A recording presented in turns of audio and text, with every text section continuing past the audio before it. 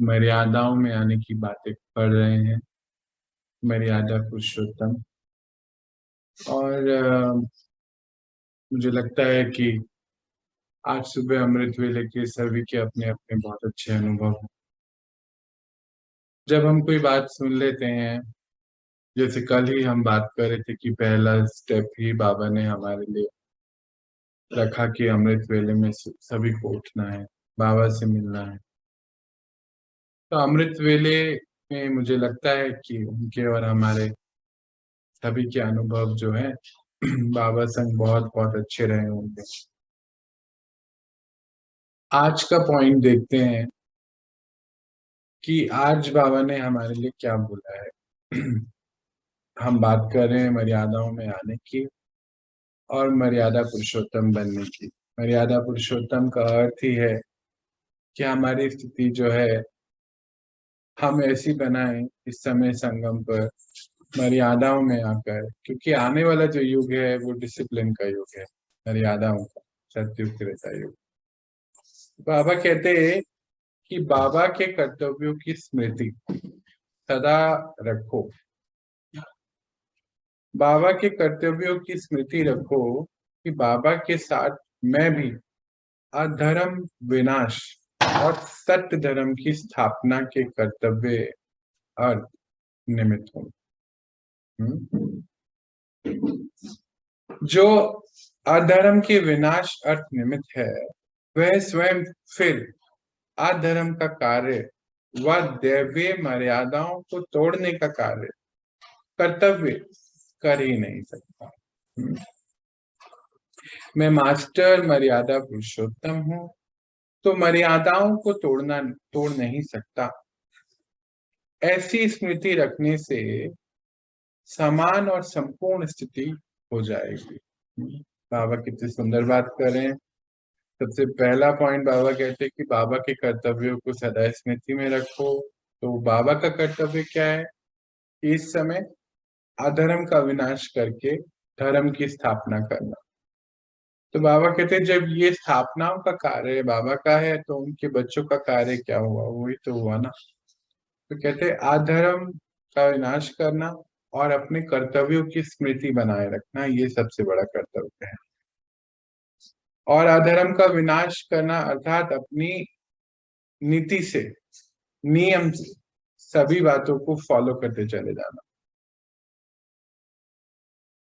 जो मर्यादाएं बाबा ने हमें दी, जैसे पढ़ाई की मर्यादा, हाँ, बाबा अक्सर कहते हैं कि स्टडी एक शब्द बोलते हैं। कहते हैं कि जैसे कोई इंजीनियरिंग, डॉक्टर, एमबीए, कुछ भी 10th 12th या नॉर्मल ग्रेजुएशन जो भी हम करना चाहते हैं, रेगुलर पढ़ाई पढ़ते हैं, उसके लिए होमवर्क भी मिलते हैं। तो ये पढ़ाई तो हम इस दुनिया की पढ़ ही नहीं रहे, उच्चते उच्च पढ़ाई पढ़ रहे हैं अपनी स्थिति बनाने के लिए, ऐसी देवी देवताओं की जैसी इस समय। और देवी देवता धर्म की आत्मा है, तो अपनी को स्वधर्म में लेकर आ रहे हैं। जैसे बाबा ने बोला ना कि अधर्म का विनाश होना, तो स्वधर्म में हम अपने आप को इस समय मर्यादाओं से लेकर आ रहे हैं। एक बार क्या हुआ कि हम लोग कहीं जाना था, काफी टाइम पहले का एक्सपीरियंस है, और वहां पे जो है बहुत मतलब चोरी और ये हमने सुना कि बहुत ज्यादा होता है।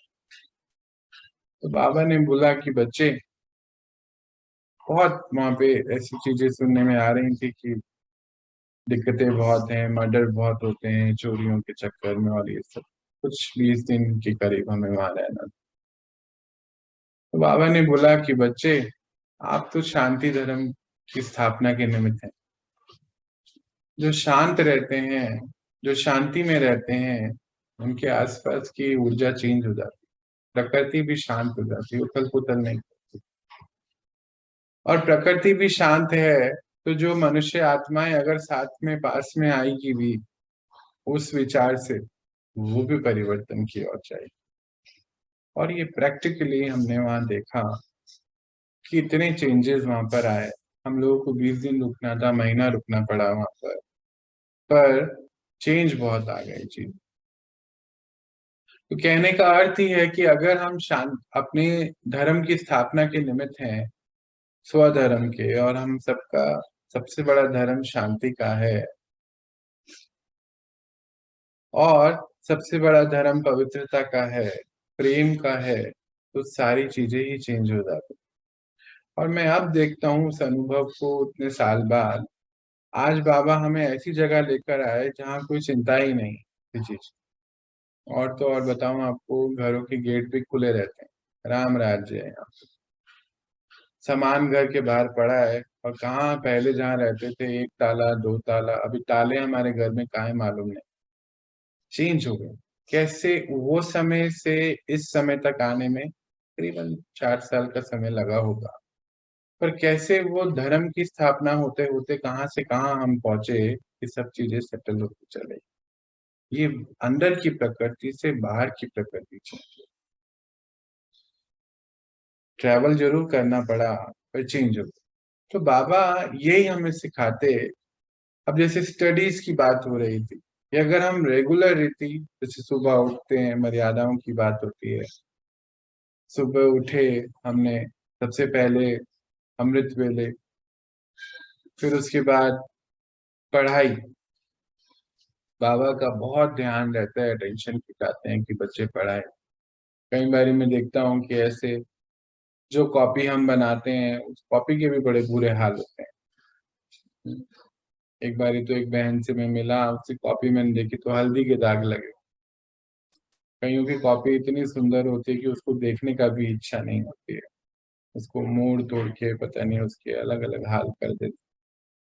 तो ये हमारे पढ़ाई है, देवी देवता डिसिप्लिन में रहने की, देवी देवता धर्म में आने की। और बाबा हमें बहुत बहुत अटेंशन की चाहते हैं कि बच्चे जब मर्यादाओं में रहेंगे तो संपूर्ण, जो लास्ट लाइन देखो, समान और संपूर्ण स्थिति में पहुंचेंगे। एक बारी एक माता मुझे बोलती कि भैया हम 10 दिन क्लास में नहीं आए तो बच्चे भी टोक देते हैं कि आप खुद तो इतनी छुट्टी मारते हैं, और हमसे कहते हैं कि रोज स्कूल जाओ। तो इज्जत भी उसी की होती है, उसी की, उसकी भी मान सम्मान होता है जो मर्यादाओं में रहता है, डिसिप्लिन। तो बाबा हमें हमेशा कहते हैं कि बच्चे आप तो धर्म के जो स्थापना के निमित्त हैं, आप इन कर्तव्यों को कभी तोड़ नहीं सकते हैं, आप धर्म नहीं ला सकते कहीं पर। तो धर्म क्या है? आत्म धर्म, आत्मिक धर्म। मतलब हम ज्ञान में जो चल रहे हैं बच्चे बाबा के, वो आत्मिक धर्म वाले कभी इस मर्यादाओं को नहीं तोड़ सकते, लड़ाई झगड़ों में इन सब में उनको नहीं फंस सकते। हमें तो धर्म की स्थापना करनी है, पिता का कर्तव्य है, तो वो हमारा कर्तव्य है, हमारा कारोबार है। तो बाबा कहते कि आप मास्टर मर्यादा पुरुषोत्तम बच्चे हो, और किसी भी मर्यादाओं को कभी भी तोड़ना नहीं है। तो मर्यादाएं हम रोज पढ़ रहे हैं छोटे छोटे रूप में, जैसे कि आज स्टडी की, कल हमने बात करी थी अमृत वेले की, आज पढ़ाई की मर्यादा। पढ़ाई में भी बाबा कहते हैं कि ऐसी पढ़ाई, ऐसी रीति करो कि जो सुन रहे हो उसको दोबारा से पढ़ो, लिखो, और हो सके तो किसी के साथ शेयर करो, उसको भी सुनाओ वो ज्ञान। भले ही जैसे आज आपने कोई 4 पॉइंट अच्छे पढ़े हैं, तो 4 पॉइंट किसी को पढ़ाओ, बच्चों को पढ़ाओ, आसपास किसी को समझाओ, नहीं तो खुद ही शीशे के सामने बैठकर अपने को पढ़ाओ। क्योंकि बाबा कहते हैं कि ये पढ़ाई पढ़ने से आप अमर हो जाते हैं। अमर का अर्थ क्या होता है? आत्मा तो अमर ही है ना। अमर का यहाँ पर एक और अर्थ बाबा ने दिया। अमर का अर्थ है कि पूरे 84 जन्म लेने वाली आत्मा, तो सबके 84 जन्म तो नहीं। और अमर का अर्थ है कि अमर लोक में जाना, अमर लोक यानी कि सतयुग को कहते हैं, 150 साल उम्र होती है, इसको अमर लोक भी बोला जाता है। तो अमर तब हो जाते हैं जब पढ़ाई को, पढ़ाई की रीति अच्छी रीति से धारण करते, पढ़ते, एक दूसरे को पढ़ाते। बाबा कहते हैं एक दूसरे को पढ़ाओ। याद होगा जब हम 10th 12th में पढ़ते थे तो ग्रुप स्टडीज करते थे, टीचर्स भी कहते थे एक दूसरे को पढ़ाओ, पढ़ाने से पढ़ाई आती है। तो कहते हैं एक दूसरे को पढ़ाओ, तो उस समय एक टीचर बन जाए, एक स्टूडेंट बन जाए, रिहर्सल हो, फिर एक स्टूडेंट बन जाए, एक टीचर बन। तो 4-4 पॉइंट अगर हमने पढ़े तो हम दोनों के 8-8 पॉइंट हो गए। कहते एक दूसरे को याद दिलाओ कि आप क्या किसके निमित्त हैं। तो हम मर्यादाओं में रहने के निमित्त हैं। हम कोई बात को भूल नहीं सकते हैं, क्योंकि हमें तो सत्य धर्म की स्थापना कर, सबसे बड़ा सत्य धर्म पहले यहाँ में आता है। सारी अच्छी नीति टाइम टेबल अपना हमारा बना, उससे भी बाबा ने बनाया हुआ है। सुबह अमृत वेले में उठो, फिर पढ़ाई पढ़ो, फिर जो भी अपने कारोबार हैं, कारोबार से छुट्टी नहीं, चाहे हमारे घर के कारोबार हैं, बाहर के कारोबार हैं, उसमें भी बाबा से कनेक्ट होके सारे कारोबार में रहो। फिर शाम को पढ़ाई पढ़ो, और फिर उसके बाद मेडिटेशन, ध्यान बाबा के साथ कनेक्ट होके अपने दिन का पूरा पोथा मेल बाबा को देकर, और फिर अपनी अच्छी रीति बाबा के संग जाके सो जाओ। चार्जिंग भी अच्छी हो। जब एक बार ही हम बाबा को अपने सारे दिन की विधि जो भी हमने करा आज सब बाबा को समर्पित कर देते हैं, तो फिर अपना वैसे भी कुछ बोझा रहता नहीं।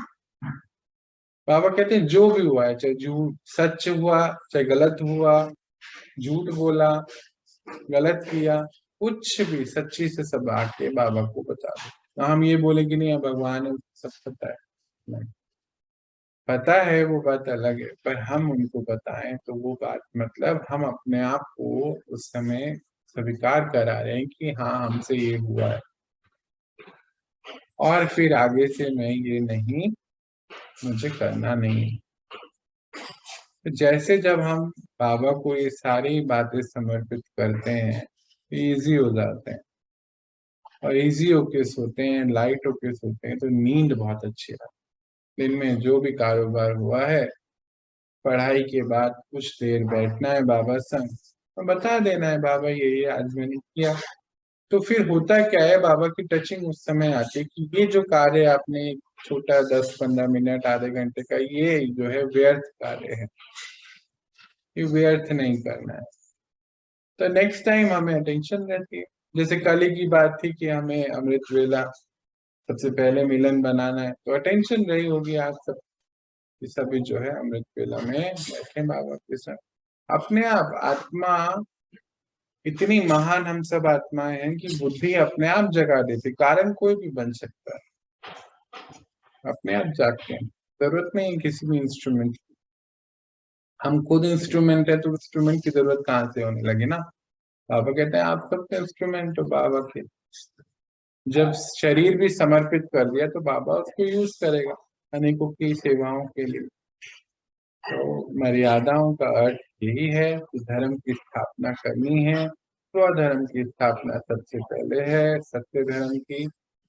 तो जैसे जैसे हम शांति को धारण करते रहते हैं, मेरा खुद का पर्सनल एक्सपीरियंस है ये जो मैंने अभी शेयर किया, कि जहाँ बहुत चोरियां होती, जहाँ ऐसे ये गुंडागर्दी होती, वहां से भी, और अब वहां आगे जहाँ बहुत शांति है, गेट बंद ही नहीं किया, मुझे लगता है जाम हो पड़ा होगा बाहर का।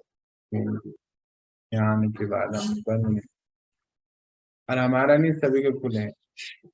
तो ऐसी स्थिति स्थिति से बनी, और बाबा अब इतनी सुंदर स्थितियों के लिए हमारी तैयारी करा रहे हैं, क्योंकि कुआं के गांव में जाना है तो वहाँ एक अलग बात है पूरी। तो ये सब हमें जो है मर्यादाओं में रहते हुए ही पॉसिबल है। और हमें पढ़ाई की तरफ, कल भी बाबा के जैसे पॉइंट्स थे, शाम के तीनों पॉइंट कितने अच्छे थे, संगम युग की बाबा ने कितनी सुंदर बातें बोली। किसी को याद है बाबा ने कल क्या पॉइंट बोले थे? किसी को याद है तो बताइए, भूल गए? संगम युग के बारे में बाबा ने इतनी सुंदर बातें हमें कल बताई कि कितना श्रेष्ठ युग है, छोटा सा समय है, एक जन्म है, और इसमें आप जो है पूरे कल्प का भाग्य बनाते हैं। तो दूसरा पॉइंट कितना सुंदर था। पहले पॉइंट में तो तीनों ही हिसाब किताब चुप कर लीजिए, आत्माओं के साथ, प्रकृति के साथ, मन के साथ। दूसरे पॉइंट में बाबा ने बहुत अच्छी रीति बताया कि ये इस समय ही बाबा जो है डायरेक्ट बच्चे बनाते हैं, ओरिजिनल बच्चों को ढूंढते हैं। ऐसी खुशी जो है, जो संगम की है, वो कहीं नहीं होती। अब ये जो दूसरा पॉइंट है, तीसरा पॉइंट बाबा ने बताया कि संग जो है इस समय ही होता है आत्माओं और परमात्माओं। जो देवताई जन्म है आपके, अगले कल्प के 20 जन्म, वो अभी आप पढ़ाई पढ़ते हैं। तो ये जो जैसे ये छोटे से 3 पॉइंट है, उससे पहले एक दिन बाबा ने बताया दातापन की स्थिति में रहने का। ये जो पॉइंट हमें है, ये बुद्धि में हमेशा रख कि हमसे कोई पूछे कि बाबा ने भाई कल के दिन क्या कहा था, तो हमें याद होना चाहिए। क्योंकि अगर अच्छी रीति स्टूडेंट हम पढ़ रहे हैं तो कल बाबा ने क्या कहा, परसों क्या कहा, ये याद रहेगा। तभी तो फिर पूरे कल्प ये ज्ञान जो है हमारे से चलेगा। ये मर्यादा तोड़नी कभी नहीं। कोई भी हमसे पूछे कि भाई कल क्या कहा बाबा ने, हमें याद होना चाहिए। उसके लिए क्या करेंगे हम, पहले पॉइंट लिखेंगे, एक बारी दो बारी पढ़ेंगे, पढ़ने से हमारे पक्का हो। अब जैसे शांति धर्म की स्थापना मानो बाबा हमें कह रहे हैं कि करनी है, तो शांति धर्म की स्थापना में हमारी चेकिंग क्या है कि हमारे सारे कार्य जो है शांति से होते हैं कि नहीं होते। दिन भर हम उठ के चल रहे हैं तो आवाज तो नहीं आती चप्पलों की, पैरों, दरवाजा खोलते दरवाजा बंद करते, बर्तन उठाते बर्तन रख, अब ऐसी सारी बातें उसमें। ज्ञान से चलते कि नहीं चलते, क्योंकि ज्ञान स्वरूप आत्मा, सत्य धर्म की स्थापना के लिए ज्ञान की इंपॉर्टेंस है। तो हमारे बुद्धि ज्ञान युक्त है कि नहीं है, इसकी चेकिंग कैसे करेंगे कि जब हम बाहर किसी से मिलते हैं तो क्या उनकी जैसी बातें करने तो नहीं लग जाते। ये हमारी चेकिंग है। उनकी बातों में इन्वॉल्व तो नहीं हो जाते। वहां हमें खुद की चेकिंग कर लेनी। अगर हमारी बुद्धि उनके साथ मिलके उनकी जैसी बातों में लग गई, मतलब हमारी बुद्धि में ज्ञान नहीं ठहरा, पुराना संस्कार जागृत हो गए, तो फिर ज्ञान के लिए खूब हमें ज्ञान, मतलब स्टडीज वापस, आज का पॉइंट जो है खूब अच्छी रीति पढ़नी है। ऐसे ही सारी चेकिंग करेंगे तो प्रेम की अगर चेकिंग करें, सबसे पहले जो राजधानी है वो यहाँ है ना। बाहर की राजधानी उसके बाद है स्थापित हो। तो बाबा ये लास्ट का 15 साल का समय स्थापनाओं का ही है। एक तरफ विनाश चल रहा है, एक तरफ स्थापना हो रही है ना। पढ़ाई का टाइम तो अब इतना नहीं रहा, जितना भी है उतना हमें उसमें लगाना है पढ़ाई का टाइम। तो बाबा कहते हैं अब जैसे प्रेम है, तो क्या हर आत्मा के प्रति प्रेम है कि नहीं। हर चीज के प्रकृति के द्वारा, मानो इस चेयर पे बैठे हैं, इस चेयर को हम कैसे यूज करें, प्रेम से यूज करें या जड़ समझ के जैसे भी यूज करें, ऐसे भी तो होता है। अच्छा, कपड़े मैं देखता हूँ जब से मैं ज्ञान में हूँ, कपड़े फटते ही नहीं है। हाँ, छोटे जरूर हो जाते थे क्योंकि शरीर बढ़ रहा था, अब कम होना शुरू हो गया है, पर कभी कपड़े नहीं फटते, चप्पलें टूटती नहीं थी। वो वैसी शक्ति, एनर्जी जो है हमसे फ्लो होती है कि कोई सामान खराब नहीं होता। घर का वातावरण प्रकृति से सब मिल रहा है तो प्रकृति इतनी सुंदर हो जाती। प्रेम, प्रेम स्वरूप मतलब खाली कुछ के लिए नहीं, सबके लिए, प्रकृति के लिए भी, आत्माओं के लिए भी, सबके लिए प्रेम। जो हम चीजें यूज करेंगे उसके लिए प्रेम हो जाता है। देख, अटैचमेंट नहीं, प्रेम, दोनों में फर्क है, अंतर है दोनों छोटा सा। तो ऐसे ही हमें सारी चीज की चेकिंग करनी है कि हमारी अपनी राजधानी कितनी स्थापित हमने करी। बाबा यहाँ पे पढ़ाई में एक बहुत सुंदर बात एक और बोल रहे, कहते हैं बच्चे सतयुग में सब चाहिए ना, राजा रानी भी होंगे तो प्रजा भी हो, प्रजा भी होंगे तो लोहार भी होंगे, लकड़ी काटने वाले भी होंगे, सभी तो होंगे। आपको कौन सा पद चाहिए ये आपके ऊपर है, कितने परसेंटेज तक राजधानी यहाँ पे स्थापित करी है। तो हमारे आज की चेकिंग, ये पढ़ाई के पॉइंट में ये सारी ही बातें आ जाती, और हमें इसको बहुत बारीक से, बहुत ध्यान से, बहुत पक्का करना है कि मैं आत्मा, सबसे पहले मेरा कर्तव्य है, बाबा का जो कर्तव्य मेरा है वह सच्चे धर्म की स्थापना करना, अधर्म का विनाश करना। अधर्म का विनाश अर्थात मैं भी अधर्म वाला कोई कार्य जो है मुझसे ना हो, इसकी अटेंशन रखना। हो जाए तो हम बाबा को शाम को पोथा में लिख के भेज रहे हैं, कोई बात नहीं है, नेक्स्ट टाइम हम नहीं करेंगे ना। एक गलती एक बार हो जाती, कोई बात नहीं, इसको हम रिपीट नहीं करेंगे। बाबा तो कहते हैं रोज एक गलती करो, रोज गलती करो, कोई बात नहीं, पर रोज नहीं गलती करो, पुरानी नहीं होनी चाहिए। ये हमारे जो है तैयारी पक्की रहे, और इससे ऐसे हम सारी चेकिंग जो है अपनी करते रहें। करने से हम पक्के स्टूडेंट बनते हैं। बाबा ने कहा जो पक्के स्टूडेंट है वो अमर हो जाते हैं। अमर क्यों होते हैं, कैसे होते हैं, वो तो हमें बहुत अच्छी रीति पता है। स्टूडेंट्स का अर्थ ही क्या होता है? गॉडली स्टूडेंट, एक बार मुझे कोई बोलता, पास में ही रहते थे हमारे, कि आप बोलते हो कि गॉडली स्टूडेंट है, और पापा मम्मी रोज हमारे सुनते हैं, पर उनको देखो ना, प्रॉपरली टाइम पे तो आते ही नहीं है। भगवान अगर आप कहते हैं पढ़ाने आते हैं, तो टाइम पर भी नहीं आते, ये भी एक मर्यादा है। अच्छा, कई बार किसी को बोलना पड़ता है कि टाइम हो गया आप आ जाओ, ये भी एक मर्यादा है। तो अगर हम कोई और पढ़ाई पढ़ रहे होते स्कूल की या वैसे, तो क्या वहां टाइम से नहीं पहुंचते? पहुंचते ना।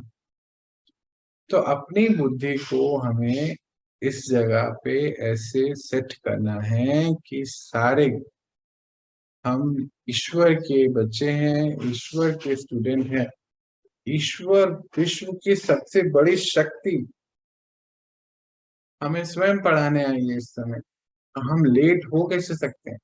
जैसे लौकिक में मानो कोई बहुत फला फला कोई टीचर है, डॉक्टर XYZ, तो टाइम पर हम पहुंचते हैं उसके लेक्चर में, कभी मिस नहीं करते।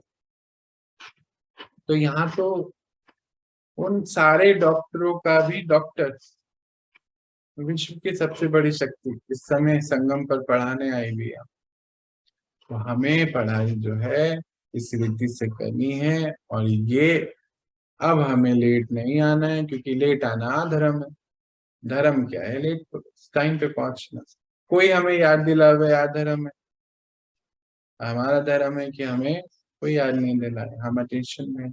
अब ऐसे अनेक प्रकार की मर्यादाएं, आप खुद जब बैठेंगे तो एक लिस्ट बन जाएगी, और उस लिस्ट को हम फॉलो करेंगे। हम बहुत बहुत आगे, आज हम इतना ही पढ़ेंगे अभी, और शाम को फिर 6 बजे मिलेंगे। अभी जो है दीदी की क्लास शुरू होने वाली है, दीदी की क्लास में चलेंगे। और उससे पहले हम, कल हमने होमवर्क बाबा ने दिया कि अमृत वेला के पॉइंट्स निकालिए, कि अमृत वेला में क्या क्या बेनिफिट होते हैं अमृत वेला करने से। मुझे लगता है सबने पॉइंट्स लिखे होंगे। शाम को बाबा ने बोला कि मैंने जो है संगम युग के बहुत सारे पॉइंट्स बताए हैं, कि संगम युग के क्या क्या बेनिफिट हैं, उसकी लिस्ट आप बच्चों के पास है, तो वो पॉइंट्स सब लिखिए। तो मुझे लगता है कि हम सीरियसली उस बाबा ने जो हमें होमवर्क दिया है उसकी पढ़ाई तैयारी जरूर करते होंगे, करनी भी चाहिए।